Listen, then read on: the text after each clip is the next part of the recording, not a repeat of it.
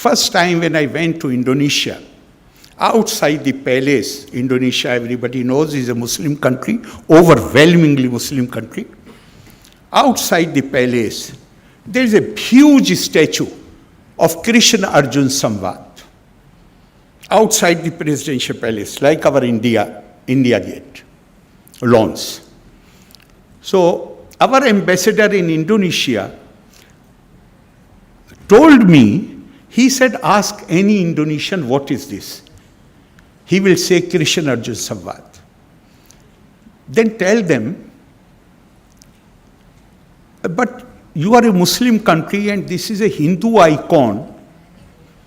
And you will see that if you ask this question to 10 people or 100 people, they give an answer which is almost identical. On the suggestion of our ambassador, I asked this question. We were strolling there and I asked this question. And everybody said, yes, of course, Islam is our religion and this is our culture. Culture has nothing to do with your faith. Culture has geographical connect. Soft power is a term of recent coinage. But the concept is not new to India. Rather, it is deeply rooted in Indian cultural and civilizational ideals and ethos. It has been said, and said not recently, few thousand years back, Bharatasya Pirtishthe Due, Sanskritam Sanskriti Tatha. India's prestige or India's power depends on two factors, and they are Sanskrit language and Sanskriti, that is the culture of India. Then further it has been asserted that Indian culture is totally dependent on Sanskrit language. Sanskriti, Sanskritashrita. So India has attached always, in fact, it has been asserted by very well-known people that Indian society has never viewed the kings and generals as their ideal or models. The Indian society has always viewed thought leaders who were known as rishis, our sages, and even those who wielded power, they walked to their ashrams in the forest to seek their guidance. This is the foundational virtue of Indian culture, and we are talking about connecting through culture. And here I would like to refer to what Gurudev Rabindranath Tagore, whose name figures among 5 persons who have been described as our, what term you have used? Iconic figures. He said, I love India, not because I cultivate the idolatry of geography, not because I have had the chance to be born in her soil, but because she has saved through tumultuous times the living words which issued from the illuminated consciousness of her children. Satyam Jnanam Anantam Brahma Shantam Shivam Advaitam. It was he only who has said, and which explains beautifully and powerfully the genius of India. He said, India cannot attain true independence unless it is recognized that her foundation is in mind, which, with its diverse powers and confidence in those powers, goes on all the time, creating Swaraj for itself. Swaraj means an order, political, social, economic order, which is totally committed to the public welfare, particularly to the last man, as described by Mahatma Gandhi. So these, and that is why India,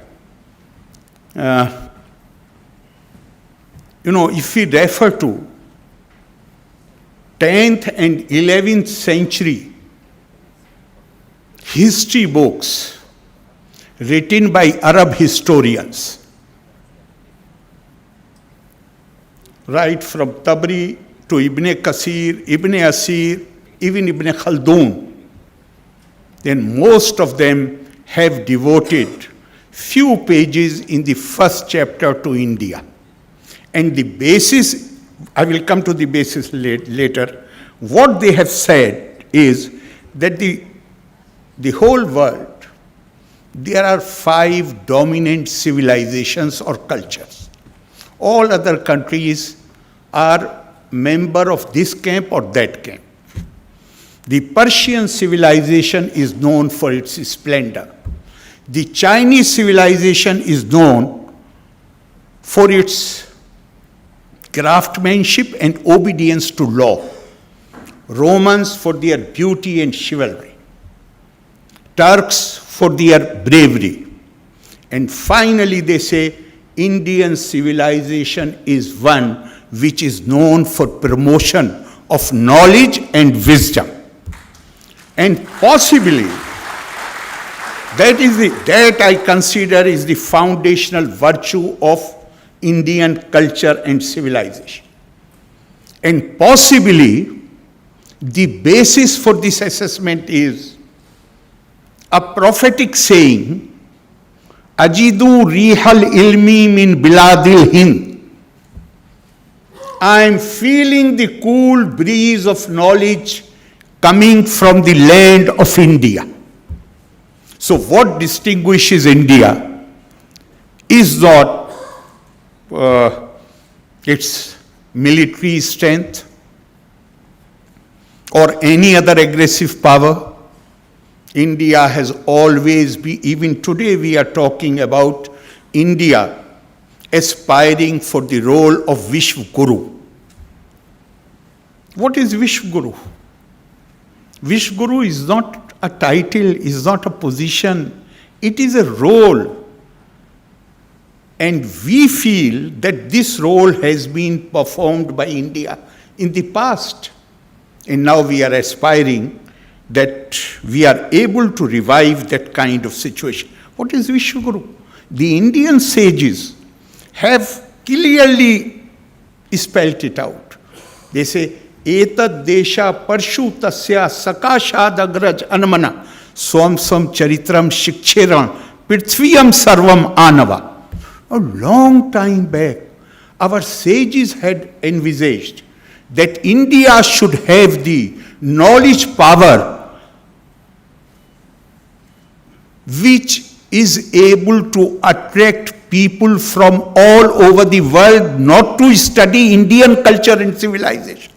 But we should have the kind of teachers who are proficient,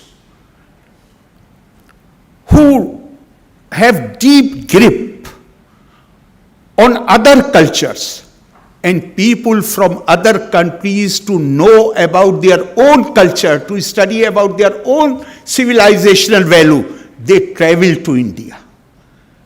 That can happen only when that kind of teachers are available, and that kind of teachers were available in Nalanda. There are so many historical accounts. In Takshila, in the old universities, which during the course of time, because of many other factors, they were destroyed. because this was the culture of knowledge and wisdom, promoted knowledge and wisdom. Therefore, peace is needed. There is need to eliminate any chances of conflict. Therefore, India made, at the beginning of its civilizational journey, India made a proclamation of universal, eternal truth. Ekam sad vipra bahuda vadanti. The truth is one, but it is perceived as many. India always believed that all people should not be confined to one single interpretation of reality. And therefore we accepted diversity. To us, since ancient times, diversity implied acceptance and coexistence, not tolerance. Acceptance and respect for a tradition to which we do not belong.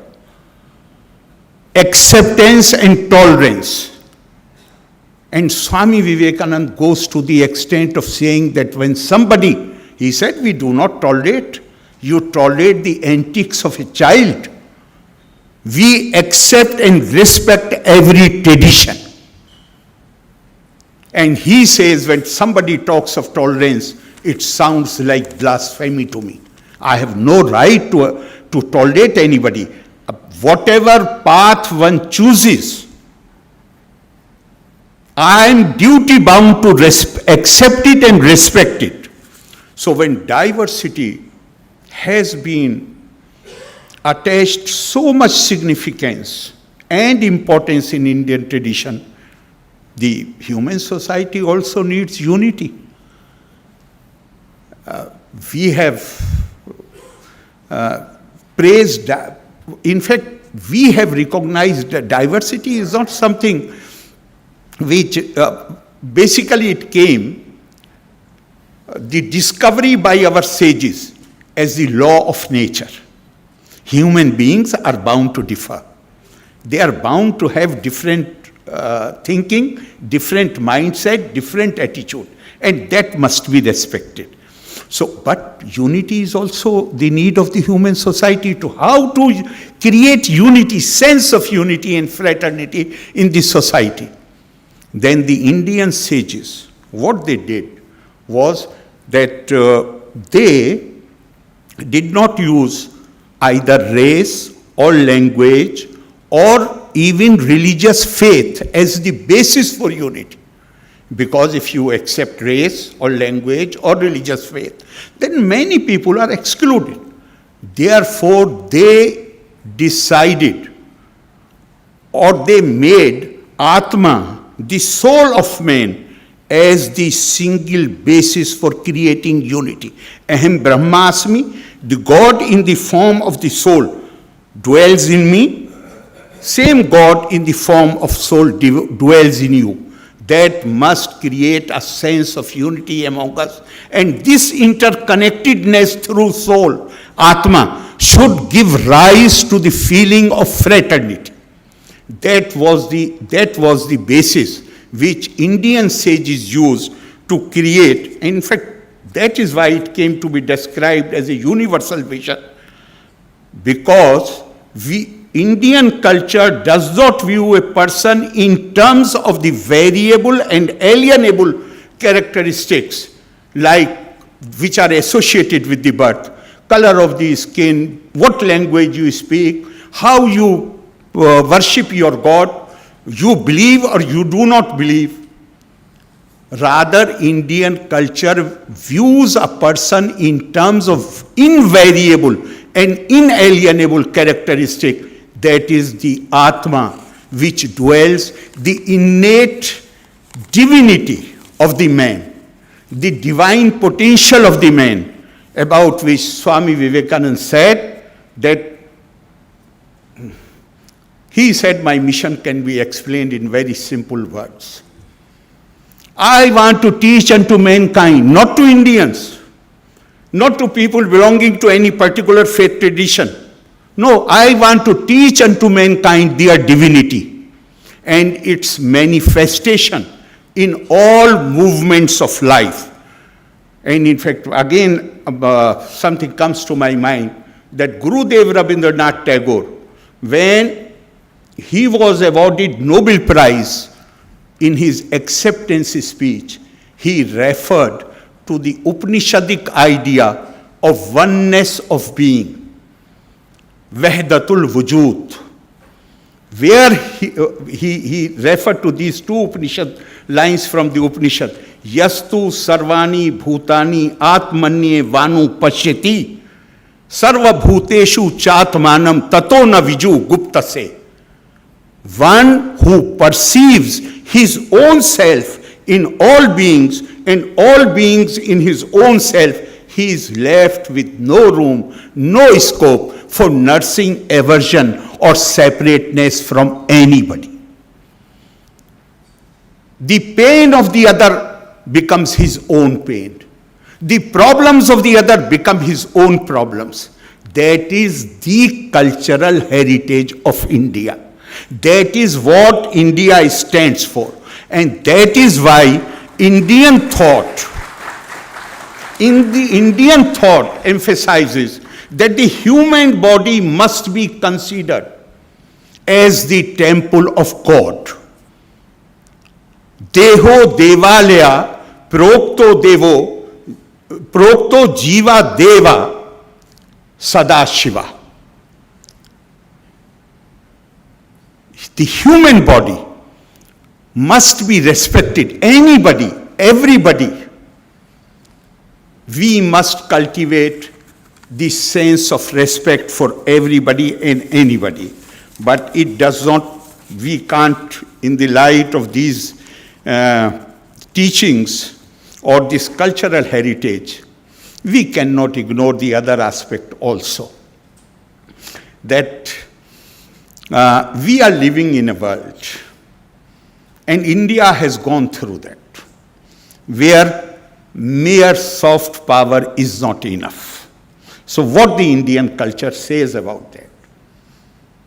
Here the Indian culture says, Agarta chaturo veda prashta sasharam dhanu, idam brahmam, idam chhatra.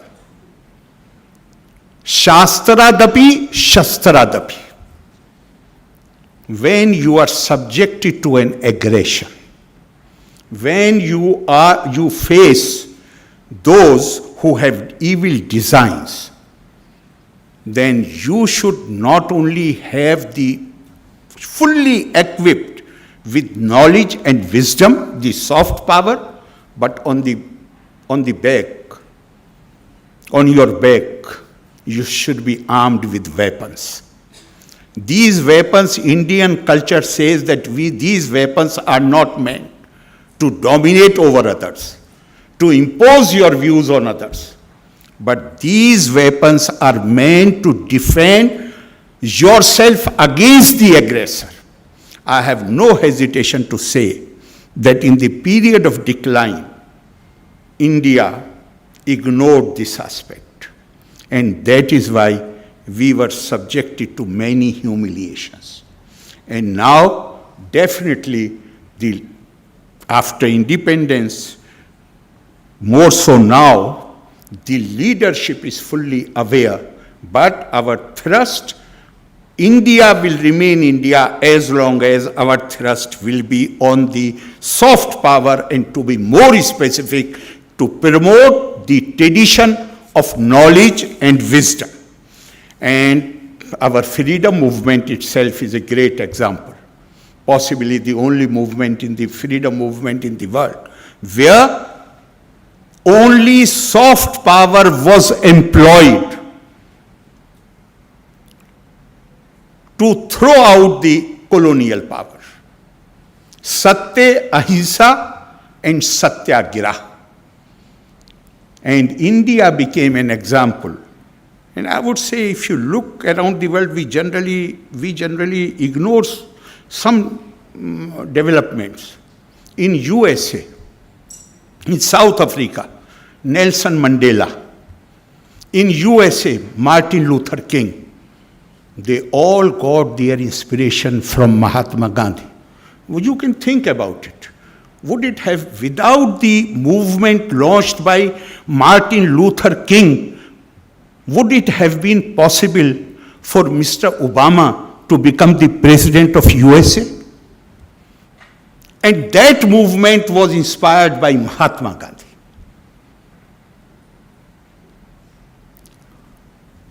First time when I went to Indonesia, outside the palace, Indonesia, everybody knows, is a Muslim country, overwhelmingly Muslim country.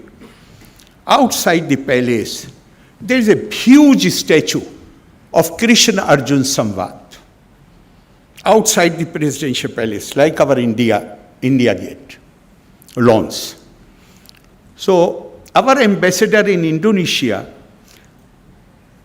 told me, he said, ask any Indonesian, what is this? He will say Krishna Arjun Samvad. Then tell them, but you are a Muslim country and this is a Hindu icon, and you will see that if you ask this question to 10 people or 100 people, they give an answer which is almost identical. On the suggestion of our ambassador, I asked this question, we were strolling there, and I asked this question. And everybody said, yes, of course, Islam is our religion and this is our culture. Culture has nothing to do with your faith. Culture has geographical connect. And to give you a more interesting example, I think I have already taken more time than allotted, so I will conclude with this, that on this lighter note, go to the YouTube and you will find this clip there where somebody is making this point that they went to attend some wedding reception in Pakistan, in Lahore. The guests were there, but the bride and bridegroom were absent for a long time. Then everybody started becoming restless. Why bride and bridegroom are not coming? Is there any problem? No problem. Finally, the father explained to the guests, you know, these Indian films have created so much problem that the bride and bridegroom are in the backyard, they are taking phera around the Agni. This was on the day of marriage reception. So culture, even if you deny it, but as that famous Western author has said in his book, outliers, who you are cannot be separated where you come from. Thank you very much. Jai Hind.